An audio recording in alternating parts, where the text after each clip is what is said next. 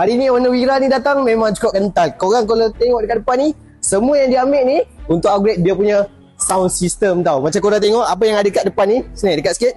Kita ada casing baru. Lepas tu kita ada set untuk pintu kiri dan kanan sekali dengan dia punya aksesori dia. Lepas tu kita ada speaker untuk dashboard, speaker untuk belakang dan juga satu subwoofer kat bawah seat.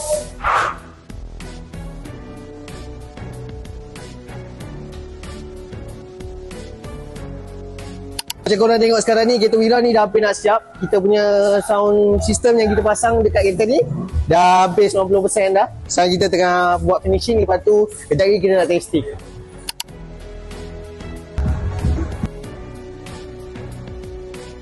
Kereta Wira ni kita dah set install sound system dan juga pasang tinted. So jom kita tengok hasil dia.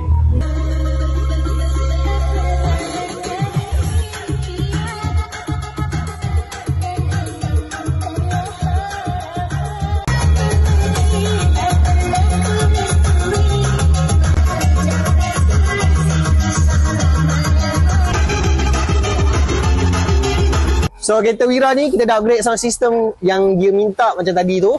So macam korang kalau ada kereta nak upgrade sound system ataupun sebarang aksesori kereta, korang boleh datang kedai kita. Kedai kita dekat Taman Daya je. Untuk sebarang pertanyaan korang boleh pergi dekat bio dan tekan link untuk WhatsApp.